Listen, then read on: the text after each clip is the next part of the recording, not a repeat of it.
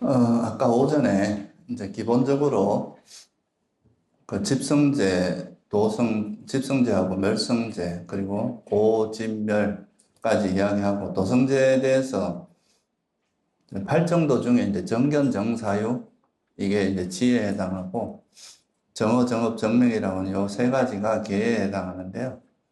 그래서 요 두 가지를 좀 잘 갖춘 다음에 이제 본격적으로 수행을 하는 것, 그게 이제 바른 정치인으로 이어집니다. 물론 이제 그 정견 정사유를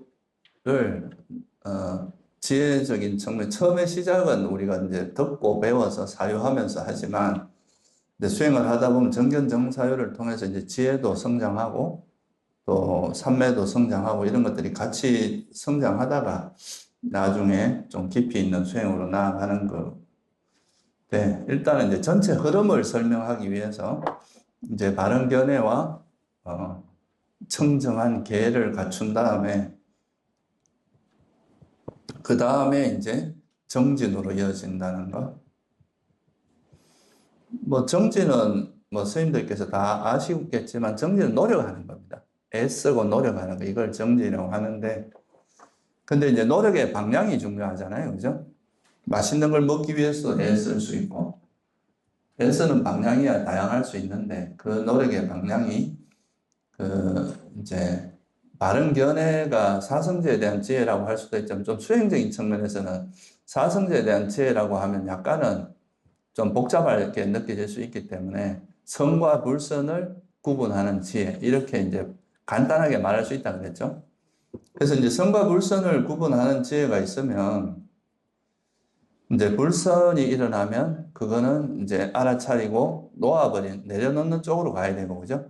선은 이제 그것을 개발하는 쪽으로 그렇게 노력을 할 수 있는 거죠. 그래서 이 바른 정진을 하기 위해서 필수 조건이 바른 견해인 거예요. 그죠? 바른 견해가 있어야 이제 선을 개발하고 불선을 버리는 이런 방향으로 노력을 할 수 있는 거죠. 근데 여기서 단순히 이제 불선, 선, 이거를 이론적으로, 이거는 탐진치는 불선, 뭐, 탐욕이 없고, 성냄이 없고, 어리석음이 없는 거는 선, 이렇게만 바라보게 되면, 이게 이제, 너무 이제 이론적인 이야기인데요. 여러분들이 이제 수행을 하시다 보면, 내 마음에서 이제 탐욕이 일어나잖아요. 그죠? 만약에 이제 탐욕, 성냄, 어리석음 중에 한 가지가 일어나요. 주로 이제 탐욕과 성냄이 표면에 드러나는 건 그 두 가지가 드러납니다. 그러면 그 탐욕을 알아차리면 이 탐욕이라는 이제 우리가 개념을 아는 거하고 그걸 실제로 이제 우리 마음 속에서 이런 탐욕이 일어나는 걸 관찰하는 건 좀 다른 이야기겠죠. 그죠?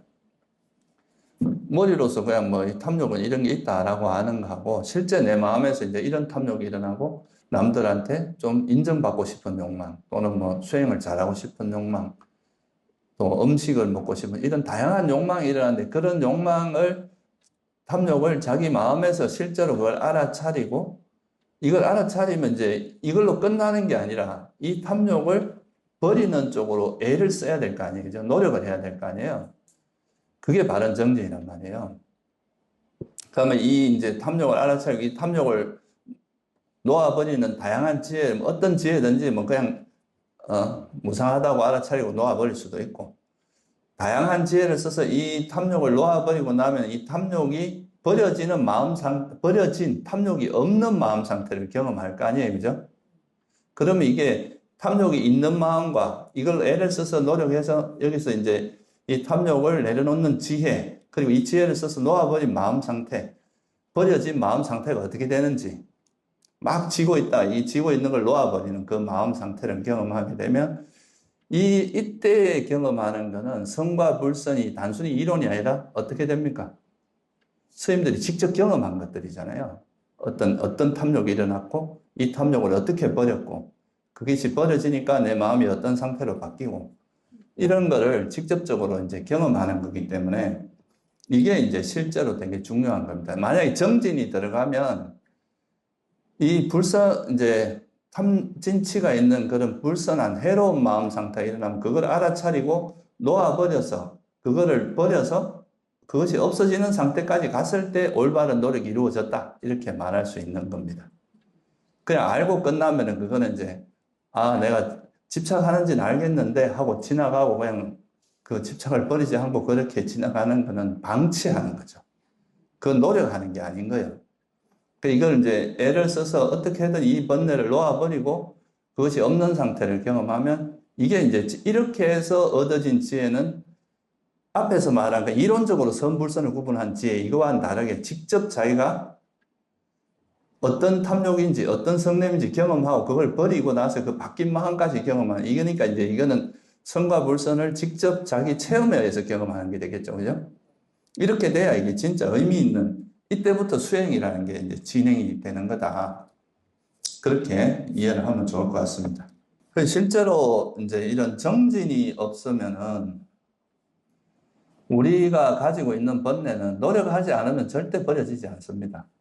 왜냐하면 우리는 이미 그 탐욕이나 성냄의 백에 익숙해 있기 때문에 이거를 내가 어떻게든 버리려고 노력하고 또 그 버려진 마음 상태가 이제 예를 들어서 탐욕이나 성냄이 버려져서 마음이 고요하고 편안해졌어요.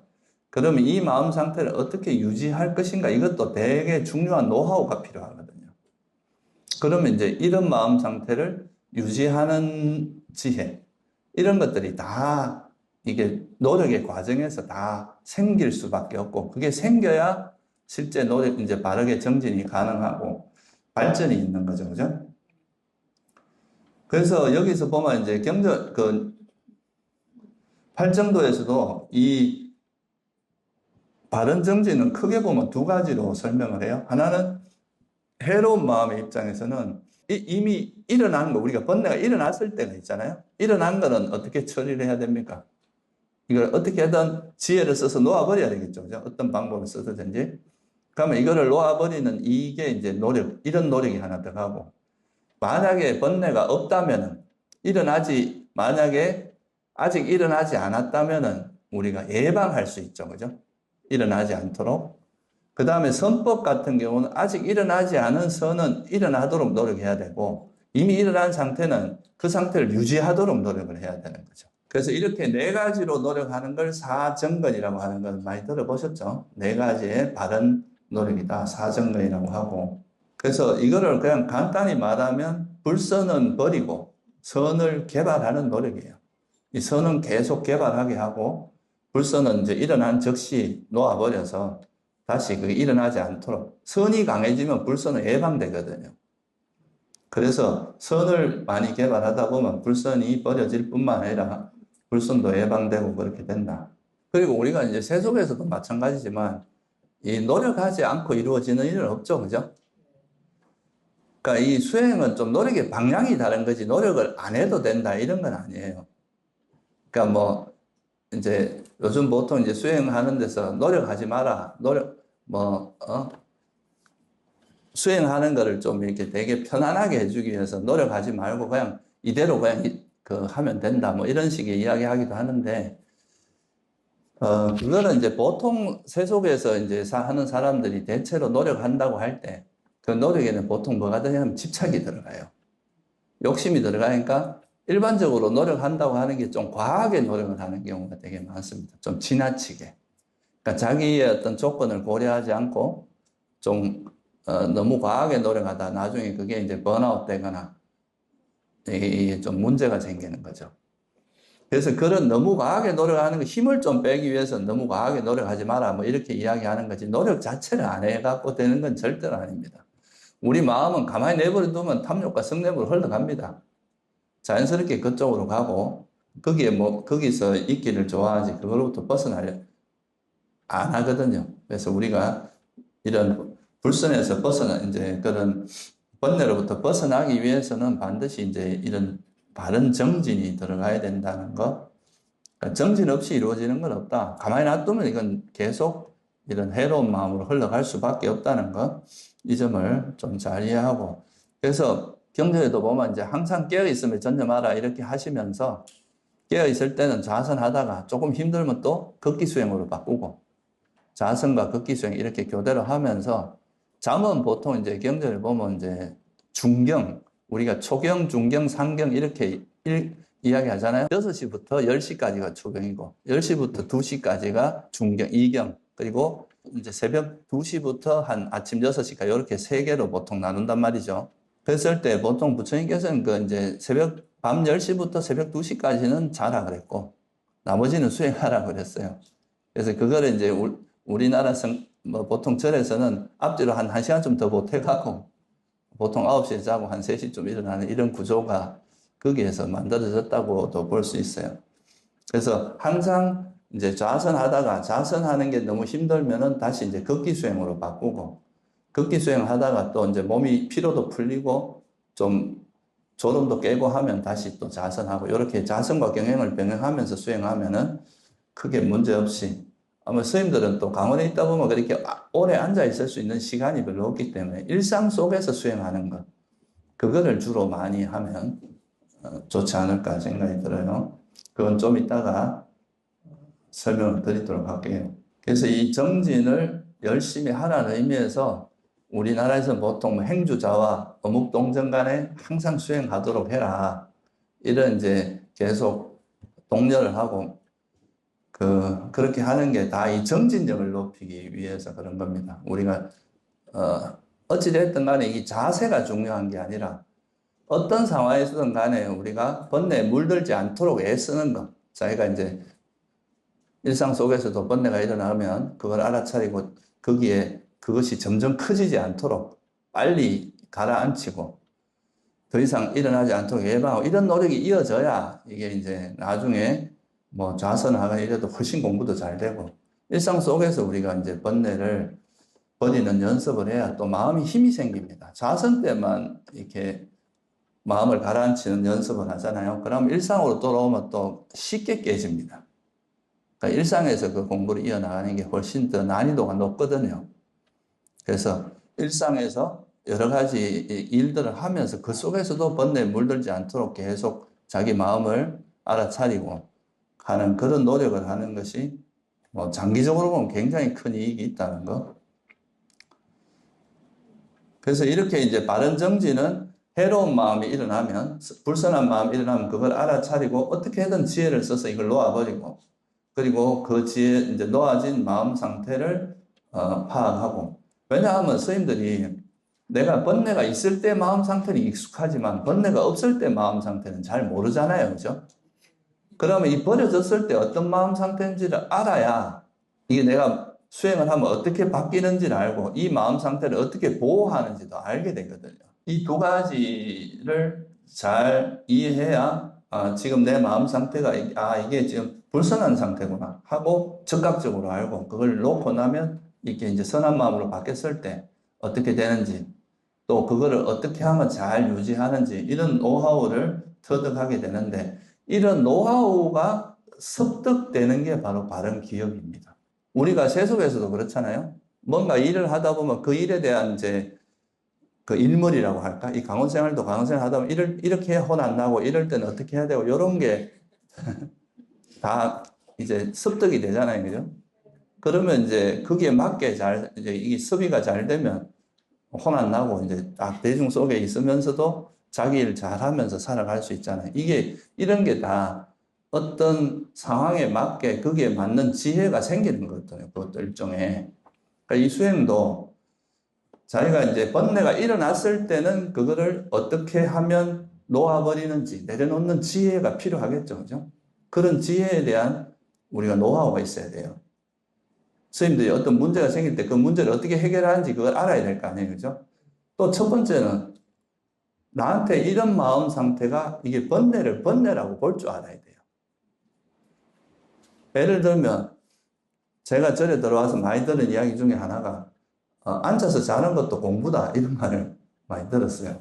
근데 그렇게 생각하면 앉아서 자는 거를 위험하다고 생각하거나 경계하지 않거든요. 앉아서 졸리면 자는 거예요, 그냥. 근데 알고 보면 이 자는 거는 사실 해태혼침에 빠지는 거거든요. 그러면 이 상태를 계속 즐기면 이게 분명히 안 좋아져요. 오히려 수행에서 굉장히 부정적인, 해태혼침도 수행을 방해하는, 지혜가 없어지게 하는 아주 안 좋은 마음 상태거든요. 그러면 해태혼침을 해태혼침이라고 봐야 이거를 극복할 수 있잖아요. 그죠? 그리고 또 뭐 그런 거 있잖아요. 아니, 내가 지금 이건 정의감에 불타가지고, 이거 화내는 건 당연한 거다. 이 화내는 건 정당한 거야. 이렇게 생각하면, 물론 그게 정당할 수도 있는데, 내가 어떻게 보면 정당하다고 해도 화를 내는 거는 화를 내는 거잖아요. 그죠? 그러면 그 마음을 화라고 봐야 이 화를 버리려고 할 거 아니에요. 근데 이걸 화라고 보지 않으면은 이걸 오히려 키우려고 할 거란 말이죠. 정당화시켜 포장하고. 그래서 우리가 수행을 할 때 자기 마음에서 일어나는 거를 해로운 거는 해로운 거라고 명확히 보고, 그거를 부정하거나 도망가거나 회피하지 말고, 해로운 건 해로운 걸로 보고, 또 그것을 어떻게 놓아버리는지 그 지혜를 터득하고, 그래서 이게 버려지고 나면은 마음이 그 탐욕이 있을 때와 없을 때, 성냄이 있으면 막 상대에 공격적이 되다가 이제 성냄이 없어지니까 부드러워지고 상대에 대한 자비심도 생기고, 이렇게 바뀌는 거를 직접 경험하면서, 아, 이래서 이걸 자애라고 하는구나, 이걸 자비심이라고 하는, 이거를 지혜라고 하는구나 하는 걸 알아야 그 마음을 우리가 계속 개발할 수 있거든요. 그래서 이런 거를 하나하나 알아나가는 게 바로 뭐냐면 통찰입니다. 지혜고. 그 지혜를 우리가 터득한 지혜를 잊지 않고 그거를 습득하고 그거를 이제 뭐 이렇게 수행하다가 하나 배웠는데 그거 지나고 나서 금방 까먹으면 어떻게 됩니까? 다음에 또 뭐 못 써먹잖아요. 그러니까 우리가 이제 수행하면서 얻어진 그런 노하우가 저절로 습득이 돼서 망각이 안 되면은 그게 계속 작동을 할 거 아니에요. 그죠?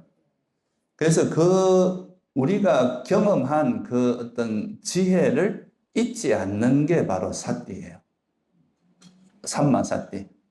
그게 바로 바른 기억이고, 그걸 우리가 일반적으로 우리나라에서는 이걸 습을 들인다 이런 말을 많이 쓰죠. 좋은 습관을 들이는 겁니다. 그러니까 우리 마음에서 이제 번뇌가 없는 마음 상태로 만들어주는 거죠. 계속 이제 노력을 하다 보면. 이 사띠를 우리나라에서는 이제 뭐 보통 마음 챙김, 뭐 이런 새김, 뭐 이런 식으로도 번역을 하는데 그 다 비슷한 말입니다. 챙긴다는 것도 기억한다는 뜻이거든요. 잊지 않는다는 뜻이고, 새긴다는 것도 마찬가지고. 근데 이제 원래 이 사띠라는 게 원래 원어가 스무르티라는 그 어근에서 온 건데 이게 기억하다는 뜻입니다. 기억하다는 뜻인데 일반적으로 우리가 예전에 과거에는 기억이라는 거 그러면 이제 과거에 지나간 거 떠올리는 거 이 정도로 생각했잖아요. 그죠? 우리가 이제 예를 들어서 여러분들 자전거를 타잖아요. 자전거를 타면 자전거 처음에 탈 때는 막 넘어지고 하지만 나중에 되면 이걸 설명은 못 하는데 자전거를 잘 타잖아요. 이건 뭔가 습득이 돼버린 거죠. 그죠? 이런 것도 기억에 들어갑니다. 이런 걸 굳이 요즘 현대과학에서 말하는 걸 하면 암묵기억이라고 그래요. 이거는 설명은 안 되는데 습관적으로 그냥 기억이 되는 거죠. 몸으로 기억이 되는 거예요. 기술이나 이런 게. 그런 것처럼 우리도 이제 수행을 자꾸 하다 보면 이게 뭐라고 딱 꼬집어 말은 못해도 마음이 그래 작동을 하는 거예요. 이렇게 되는 게 이제 습관이 되는 거고 우리가 이제 완전히 체득이 되는 그런 상태인데, 그렇게 되도록 우리가 습득한 지혜를 잊지 않는, 그거를 잊지 않고 기억하는. 여기서 기억은 단순한 그냥 뭐고 정보를 기억하는 수준이 아니라 우리 몸과 마음으로 습득이 되는 걸 이야기합니다. 그러니까 저절로 작동되는 거죠. 그렇게 되는 거를 우리가 사띠라고 하고, 이 기억도 삼마사띠가 있고 미차사띠가 있어요. 그러니까 정념이 바른 기억이 있고 그릇된 기억이 있는데, 여러분이 어디서 누가 나한테 잔소리한 걸 절대 잊지 않고 막 가슴에 원한을 새기면서 그걸 기억하고 있다. 이건 뭐겠어요? 이런 게 이건 화를 기반으로 해서 기억하는 거잖아요. 이런 건 그릇된 기억이에요. 근데 우리가 진리, 또 수행에 대한 거, 이런 거를 바르게 통찰한 거, 바른 암, 보통 이걸 이제 이 사띠를 쌈바자나하고 같이 결합해서 설명을 많이 하거든요. 쌈바자나가 이게 분명히 안다 이렇게 하기도 하고, 이걸 중국에서는 정지로 번역했어요. 바른 암, 바른 통찰, 바른 정보다 이 말이죠. 진리에 맞는. 그런 바른 정보를 잊지 않는 것. 우리가 올바르게 진리에 맞게 통찰한 것을 지혜를 잊지 않는 것. 이게 바로 바른 기억이에요. 그래서 우리가 많이 쓰는 말이 정지정념 이런 말 많이 들어봤죠? 정지정념. 이게 빨리어로 쌈빠자노 사띠 쌈빠자나 이 두 가지를 정지정념 이거 두 가지가 항상 쌍으로 붙어 다닙니다. 왜냐하면 정념의 대상은 정지거든요. 우리가 바르게 통찰한 걸 잊지 않는 거거든요. 이거를 행주자가 어느 때나 잊지 않으면 그게 이제 대념청에서 마지막에 나오는 게 뭐냐 하면 이 지혜만이 있고 바른 기억만이 현존할 때까지 이런 말이 있거든요. 바른 기억이 결국은 이 지혜를 잊지 않는 지혜와 바른 기억이 항상 현존한다. 이 말은 뭐겠어요? 항상 정지정념이 작용하면 번뇌가 일어날 수 있습니까? 없습니까? 없죠. 이게 망각될 때 번뇌가 일어난단 말이에요. 지혜가 없어지면 어리석음으로 간단 말이에요. 그러니까 이 바른 기억의 대상은 바른 알미고 그 지혜고 그걸 잊지 않는 게 바른 기억이다. 그래서 이런 거예요. 우리가 이제 바른 정진을 통해서 아까 말했듯이 탐욕이 일어나면 이걸 탐욕이라고 꿰뚫어 알아요. 성냄이라면 성냄이라고 꿰뚫어. 이것도 지혜죠. 그죠? 이걸 정확히 통찰하는 거니까. 이걸 잊지 않는 거. 그리고 이 탐욕과 성냄을 어떻게 놓아버리는지, 어떻게 버리는지를 잊지 않는 거. 이걸 버리는 지혜가, 이것도 지혜란 말이에요. 이걸 어떻게 버리는지 이런 것도. 그러면 이것도 이제 하나의 지혜. 이걸 잊지 않는 것도 바른 기억에 들어가요. 그럼 그게 버려진 마음 상태를 정확히 꿰뚫어 아는 것도 지혜란 말이에요. 바른 알미란 말이죠. 그걸 잊지 않는 것도 바른 기억에 들어갑니다. 그리고 이 번뇌가 없는 마음 상태를 어떻게 계속 유지하는지 그 방법, 그것도 지혜란 말이에요. 그걸 잊지 않는 것도 바른 기억이에요. 그래서 바른 정진을 하다 보면 그 과정에서 뭐가 생긴다는 뜻이겠어요? 바른 기억, 정지정념이 생겨요. 그 바른 지혜가 생기고 그 지혜를 잊지 않는 바른 기억이 같이 생긴다는 거죠. 그러면은 이런 이제 바른 기억을 개발하고 이걸 하는 데 있어서 아까 이제 바른 정진부터 시작해서 어떻게 바르게 정진하고 어떻게 이제 이 바른 기억이 개발되느냐. 이 바른 기억이 개발되기 위해서는 바르게 정진하면서 이제 이런 지혜가 생겨서 개발되는데 이 바른 기억이 개발되는 구체적인 수행 방법으로 부처님께서 설한 게 바로 뭐냐 하면 사념처입니다. 사념처는 들어보셨죠? 그죠? 우리가 제일 중요한 거는 우리 몸은 그냥 이렇게 관찰하기가 좀 쉬워요. 그죠? 왜냐하면 몸은 눈으로 볼 수도 있고 만질 수도 있고 느낄 수도 있기 때문에 이건 몸이라는 거는 관찰이 좀 쉬운데 마음은 그게 안 되잖아요. 그죠? 그러니까 이 마음을 이해하는 거는 물질 같으면은 그냥 이제 실험 대상으로 삼을 수가 있습니다. 뭐 현미경으로 볼 수도 있고 우리가 직접적으로 대상으로 삼을 수가 있는데 마음이라는 거는 그렇게 하기가 힘드니까 이 마음을 아는 거는 뭐냐면 관찰밖에 없어요. 우리가 계속 마음이라는 걸 관찰하면서 그걸 통해서 얻어진 통찰을 갖고 우리 마음 상태가 어떤지를 아는 건데 아까 이게 불선이다, 이게 선이다 알기 위해서는 뭐가 전제가 돼야 됩니까? 우리 마음을 알아차리는 힘이 있어야 되는데 그래야 정진이 가능하거든요. 자기 마음을 보는 힘이 없으면 이게 선인지 불선인지 이런 내가 내 마음 상태를 보지 못하면 사람들이 이 대상이 있고 내가 이제 손을 들면 여러분 이 손을 아는 거는 마음이란 말이죠. 그죠? 이 대상만 보고 있으면 이 손에 대한 정보만 들어와요. 근데 이 손을 아는 마음을 돌아보면 내가 저 손을 보고 어떤 생각을 하고 있고 어떤 마음을 일으키고 있고 이거를 보는 거는 대상을 아는 그 마음을 보는 힘이 있어야 되거든요. 그죠? 이거는 그러니까 의도적으로 노력하지 않으면 안 보입니다. 그래서 우리가 보통 그런 말 하잖아요. 다른 사람 눈에 있는 티끌은 보여도 자기 눈에 있는 대들보는 안 보인다 그러잖아요. 왜냐하면 우리 마음은 계속 밖으로 향해져 있기 때문에 대상을 향해져 있기 때문에 그 대상을 아는 자기 마음을 보는 것에 대해서는 훈련이 안 돼 있습니다. 그래서 이거를 이제 자기 마음을 관찰하는 힘이 있어야 이게 불선이다, 이건 선이다. 그리고 이걸 알아차리고 이걸 놓아버리는 그런 힘이 생기는 건데 그래서 이 바르게 정진하는, 그러니까 이제 이 팔정도를 실천하는 구체적인 방법론으로 부처님께서 내놓은 거의 대표적인 게 바로 이 알아차림입니다. 그 사념처 수행이죠, 사념처. 이거는 이제 우리 몸과 마음을 계속 알아차리면서 거기서 통찰이 일어나고 그 통찰을 버릴 건 버리고 개발할 건 개발하면서 그걸 통해서 바른 기억이 개발된다 이거예요. 정시정념이. 그래서 이게 경전에 보면 어떻게 나오냐 하면 사념처 수행의 정형구가 몸에서 몸을 관찰하며 머문다. 또는 뭐 알아차리며 머문다.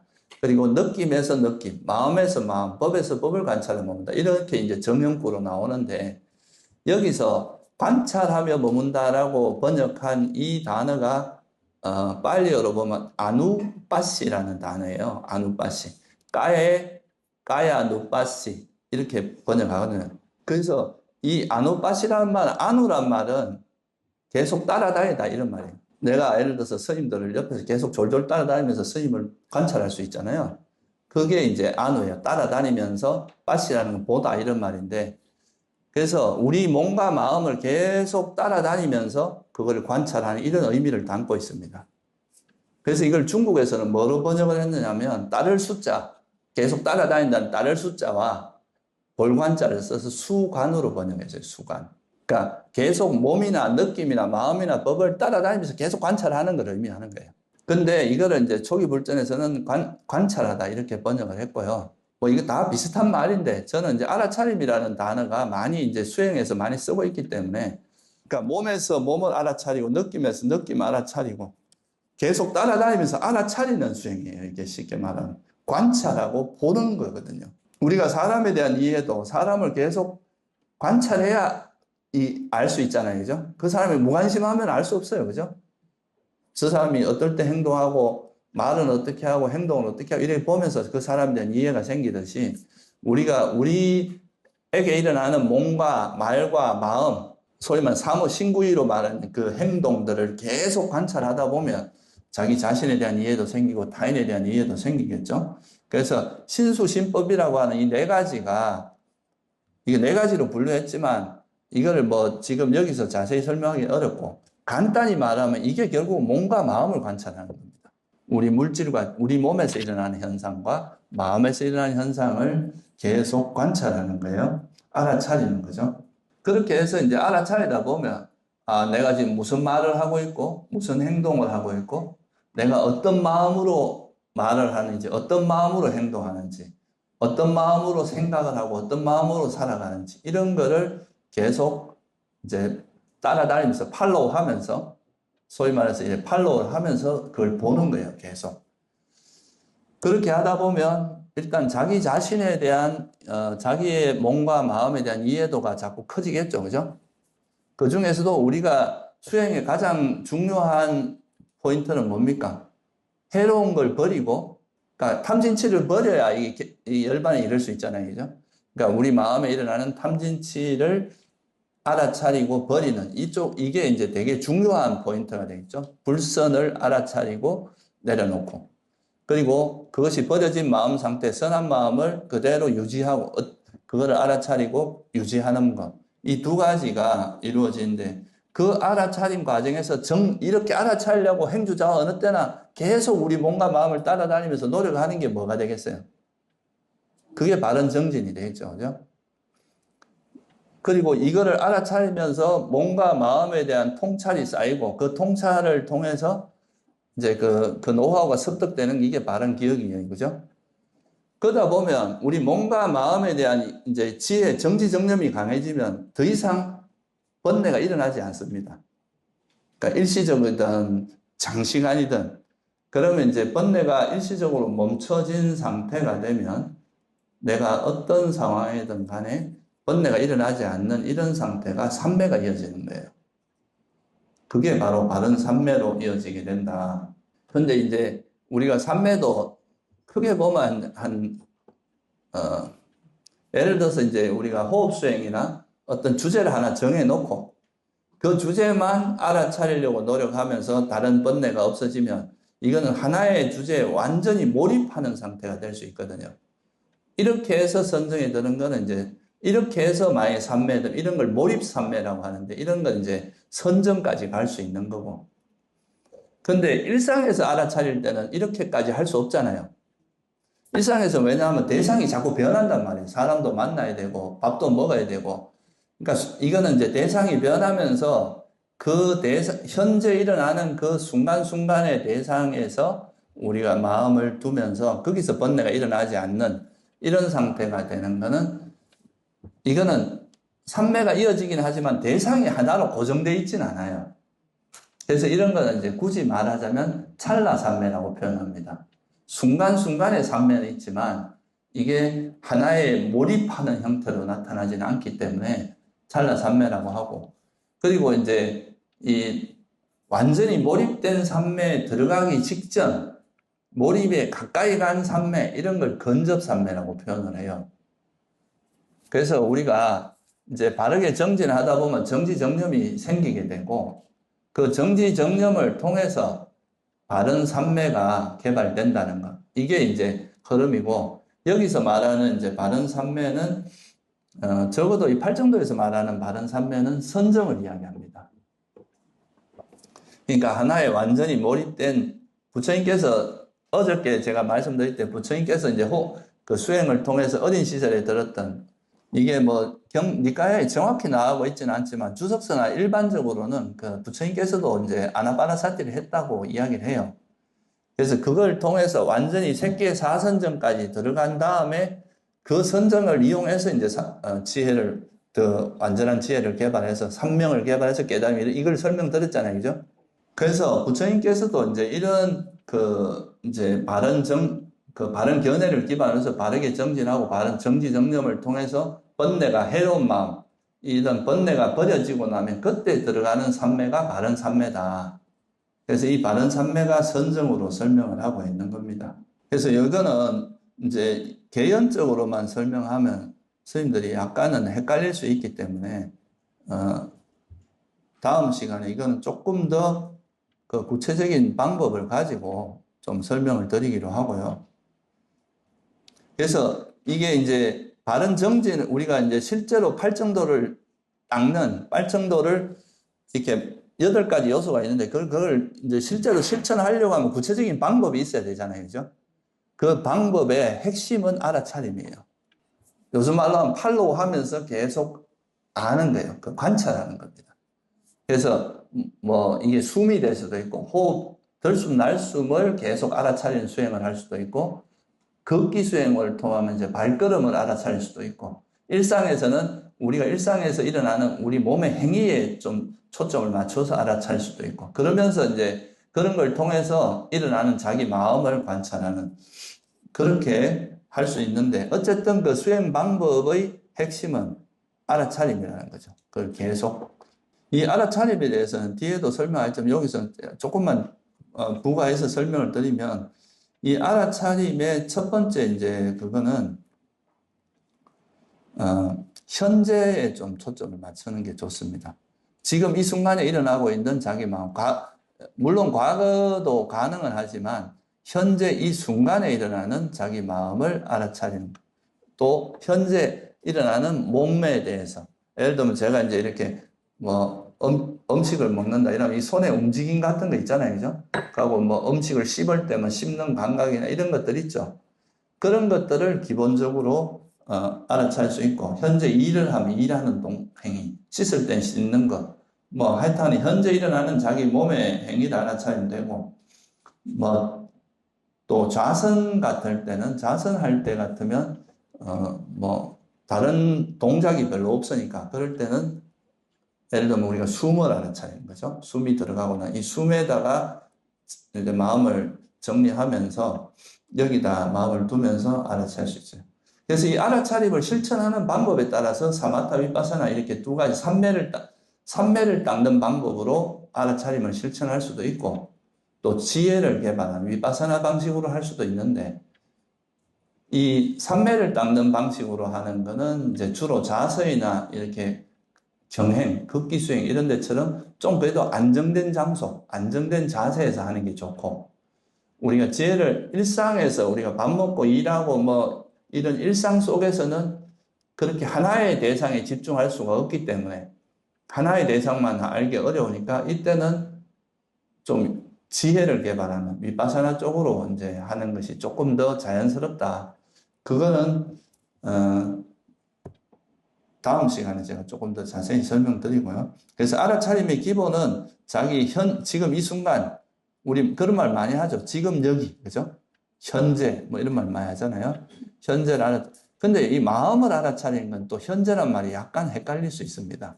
예를 들면 내가 화를 내고 있는데 그 화를 내는 거하고 화를 알아차리는 마음이 동시에 있을 수 있습니까? 그럼 이걸 화로 봐야 될지, 알아차린 지혜로 봐야 될지, 이게 말이 안 되잖아요. 그죠? 두 가지가 동시에 있을 수가 없어요. 우리가 보통 마음이라고 하는 거는 앞에 일어났던 마음을 뒤에 마음으로 하는 겁니다. 이미 이제 화가 사라지고 나면, 화가 났구나, 이렇게 아는 거지, 화가 일어나고 또 그걸 아는 마음도 있고, 이렇게는 보지 않아요. 그러니까 어떻게 보면 마음을 알아차린 건 시차가 좀 있는 거죠. 앞에 일어난 마음을 뒤에 마음으로 아는 거니까. 그렇지만 일어나자마자 바로 알기 때문에 그냥 현재라고 봐주는 거예요.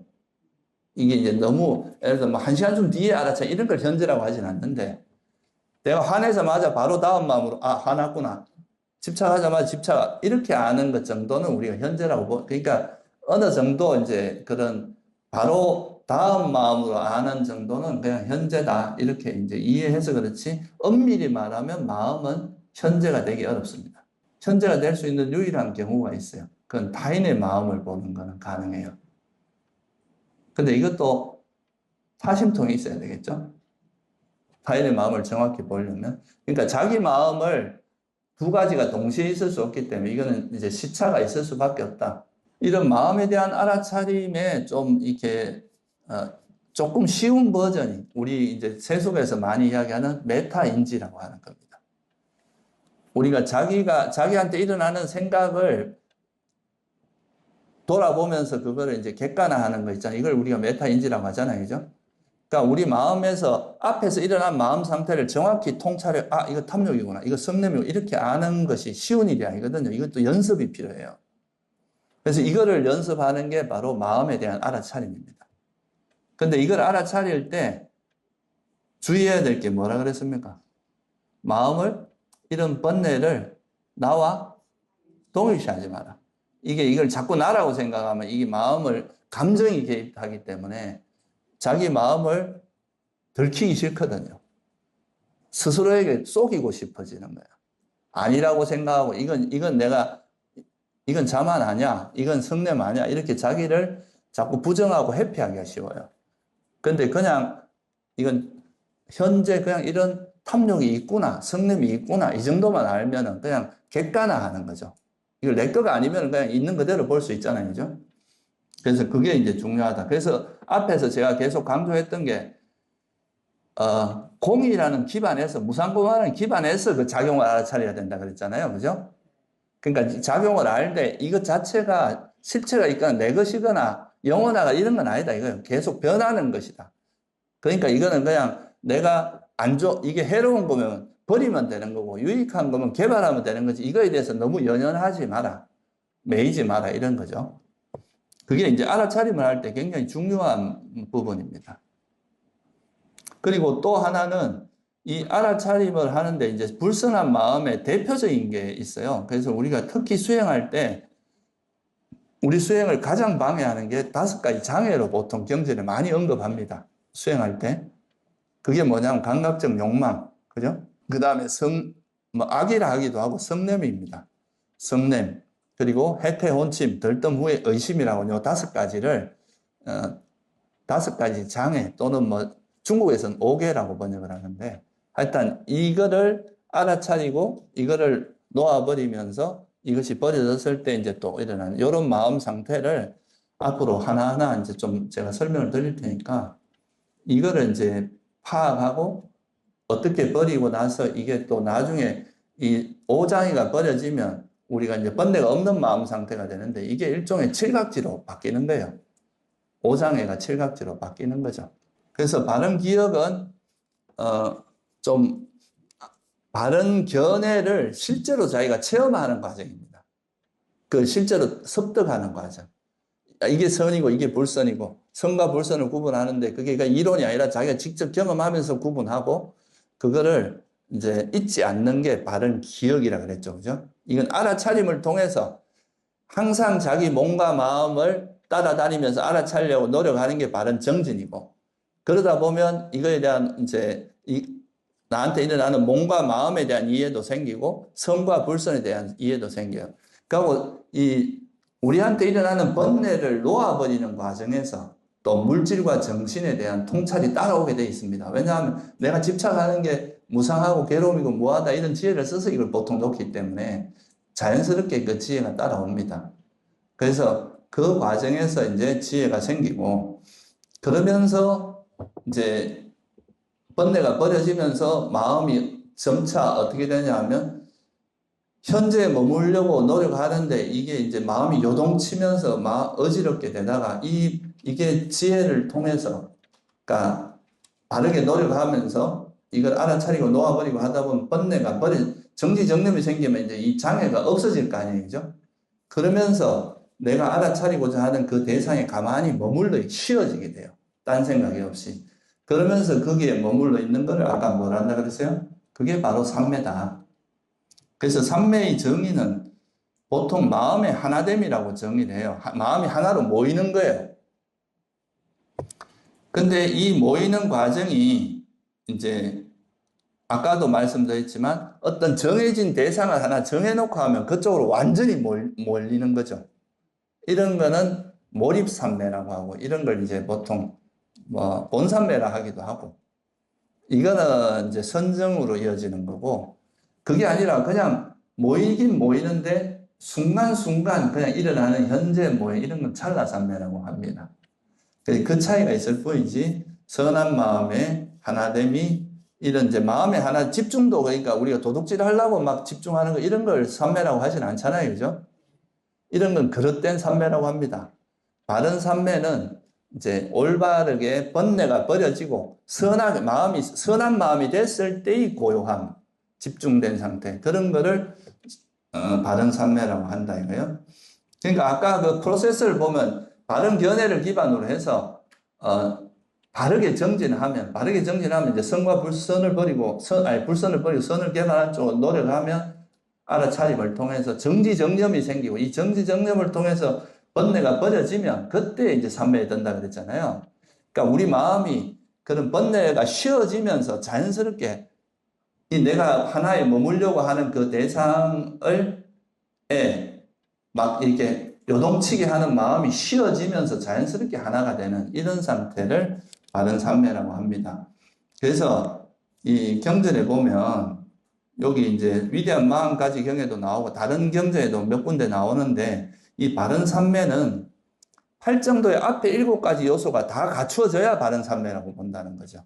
이게 이제 바른 선과 불선에 대한 이해를 기반으로 해서 불선을 버리고 선을 개발하는 쪽으로 하다 보면 자연스럽게 삼매에 들어가는 이게 바른 삼매고 이가 선과 불선에 대한 이해도 없고 뭐가 장애인지도 모르고 그냥 막 무작정 집중하면서 그냥 몰입돼서 어떻게 하다 보니까 삼매에 들었다. 그러면 이거는 자기한테 어떤 번뇌가 일어나는지 이런 거에 대한 이해가 동반되지 않아요.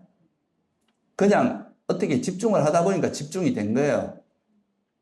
그러니까 이런 경우는 이게 나중에 이게 이제 다시 그 길을 찾아가려 해도 잘 안 되고 수행이 잘 될 때 달라붙는 또 집착이 있거든요.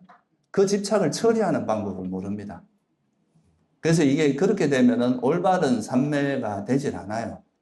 오히려 이게 너무 집중 위주로만 가다 보면 이게 나중에 되면 부작용이 많이 생깁니다. 이 부분은 좀 또 한 번 더 구체적인 수행을 이야기할 때 좀 더 이야기하고 그래서 바른 삼매라고 하는 거는 이 경전에서 말씀하듯이 바른 견해부터 청정한 바른 견해와 청정한 계를 갖춘 다음에 바르게 정진해서 정지정념이 생기고 그렇게 해서 들어가는 삼매가 바른 삼매다. 쉽게 말해서 번뇌가 버려짐으로써 번뇌를 놓아버림으로써 들어가는 장애를 놓아버림으로써 들어가는 그 지혜로서 장애를 놓아버림으로써 들어가는 삼매가 바른 삼매다. 이 바른 삼매에 들어가는 과정 이거는 뭐 나중에 이제 구체적인 수행법을 사례 하나의 예를 가지고 설명하는 게 조금 더 여러분이 이해가 쉬울 것 같아서 요거는 좀 넘어가기로 하고요. 그래서 이 바른삼매의 정의는 원래 이제 경전에 보면 네 가지로 나옵니다. 그러니까 초선, 이선, 삼선, 사선 이렇게 네 가지의 선정을 바른삼매로 정의를 하고 있는데요.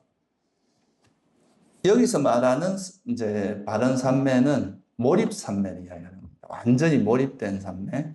그냥 간단히만 좀 설명을 드리면 이게 예를 들어서 이제 우리가 호흡 수행이 가장 많이 쓰는 방법 중에 하나인데요.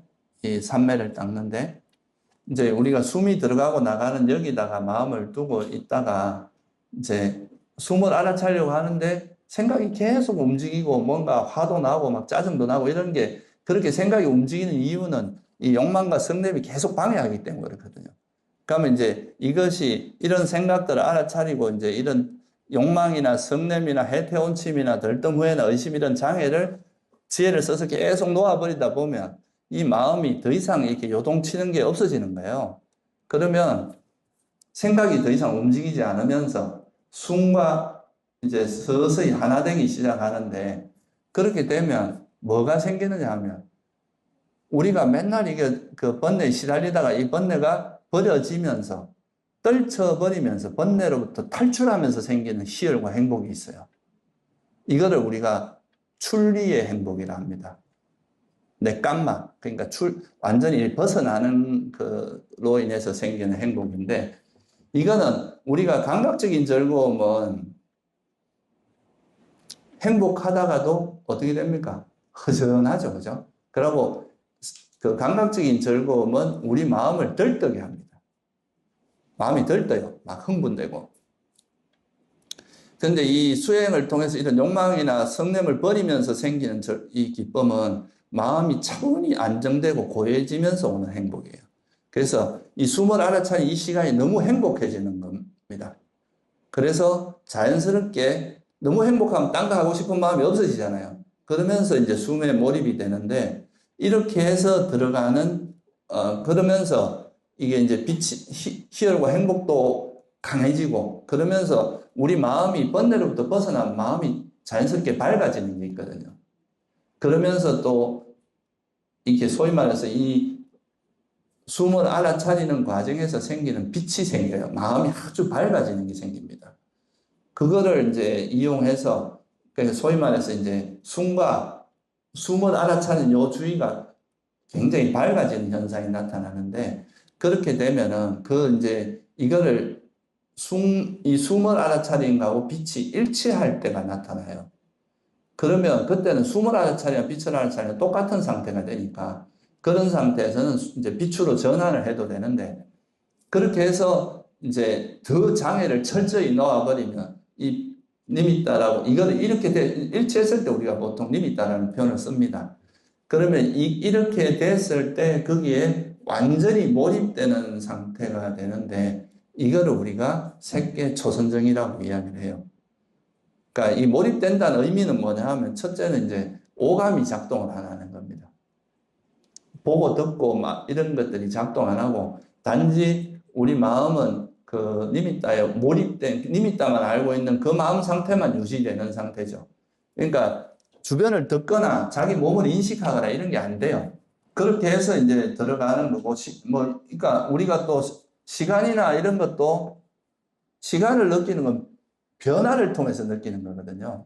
근데 마음이 완전히 몰입되어 버리면 시간이나 이런 것도 못 느껴요. 그래서 그 들어있는 동안에는 이게 시간이 얼마 갖고 이런 것도 모르고 거기서 빠져나오고 나서야 시간이 이렇게 흘렀구나 이렇게 아는 거거든요. 그러니까 완전히 몰입된 그런 상태가 되는데 이런 상태를 우리가 선정이라고 합니다. 완전히 몰입된. 여기 제가 나눠드린 자료에 보면은 거기 보면 이제 그 초선에 대해서만 한번 읽어보면 도반드리의 여기 비구는 한번 같이 읽어볼까요? 감각적 욕망을 완전히 떨쳐버리고 괴로운 것들을 떨쳐버렸으면서 생긴 희열과 행복이 있는 초선을 부족하여 봅니다. 일으킨 생각과 네, 여기까지만 할게요. 요 뒤에 거는 이제 2선이에요. 이제 2선으로 넘어가는 거고, 요까지가 초선인데, 여기에 보면 초선에 들어가는 조건이 감각적 욕망을 완전히 떨쳐버리고, 또 그 다음 뭡니까? 해로운 법을 완전히 떨쳐버린 뒤, 이렇게 나오죠. 그죠? 그러니까 이 초선에 들어가는 조건이 해로운 법이 일단 철저하게 버려져야 된다는 거예요. 그리고 나면 이제 희열과 일으킨 생각과 지속적 고찰이 있고 떨쳐버렸으면서 생긴 희열과 이게 출리의 행복이거든요. 출리의 희열과 행복이 있는 초선을 구족한다. 이렇게 나오는데요.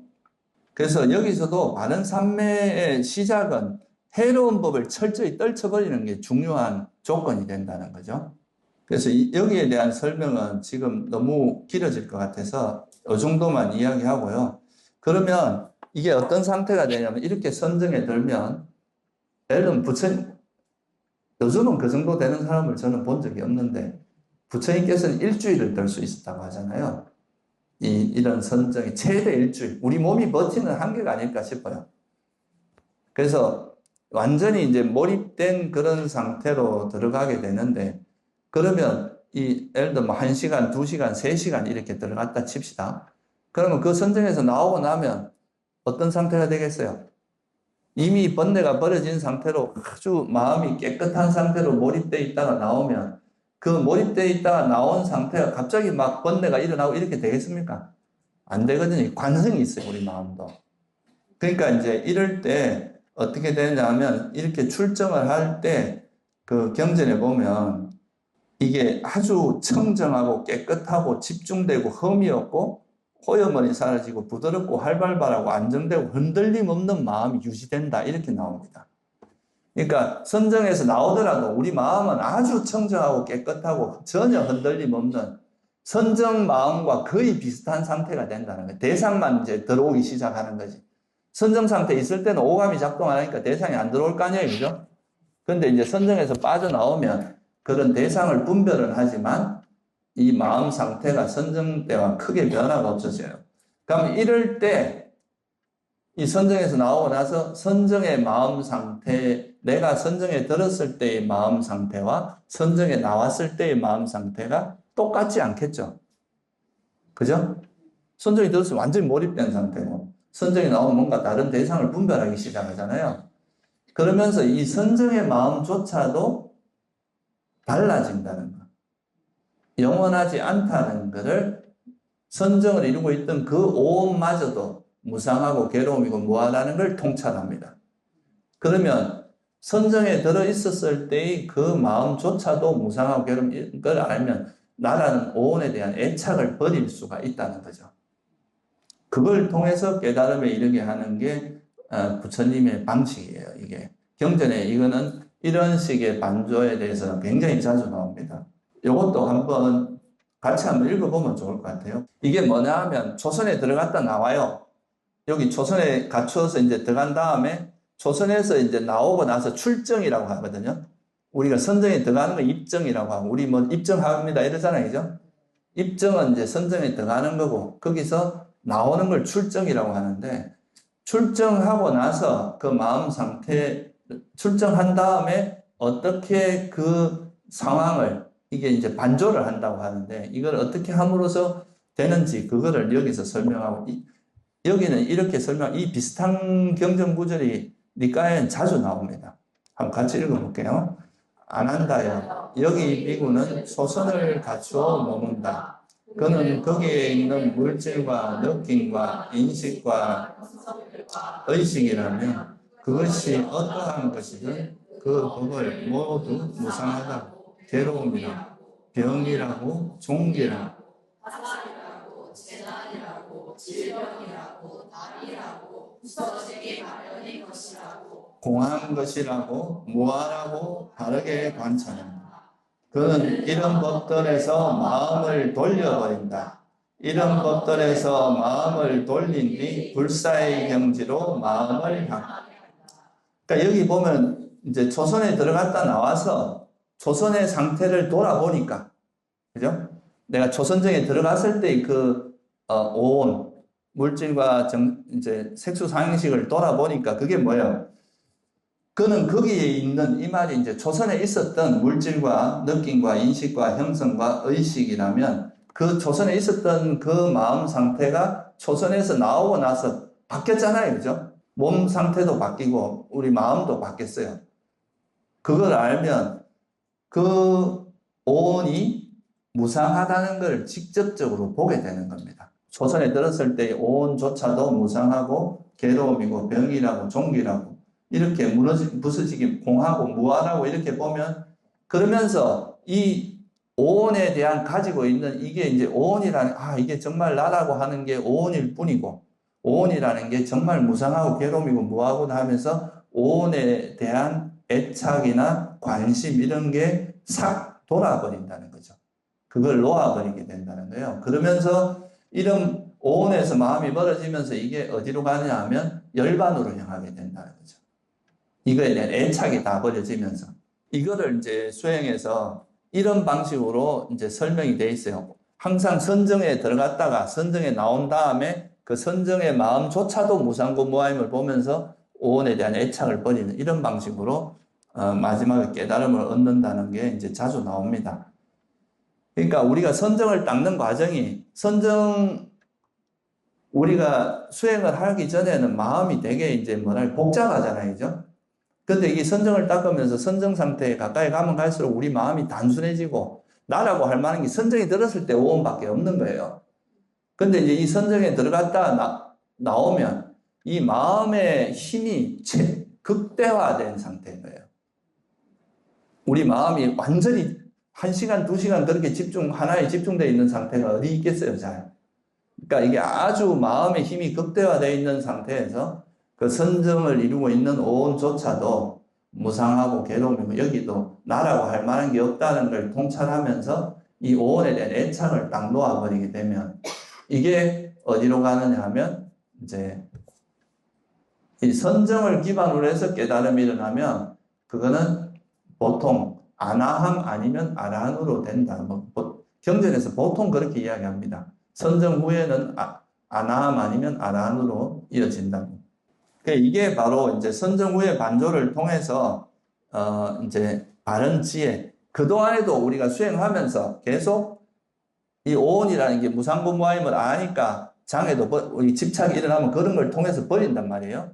그러니까 이 지혜가 점점 성숙돼 가는데 점점 깊어지다가 선정이라는 그 아주 강력한 마음의 힘을 이용해서 선정에서 나오고 나서 그걸 관찰했을 때는 이게 한순간에 그 애착을 태워버릴 수 있을 정도의 강력한 지혜가 생길 수도 있다.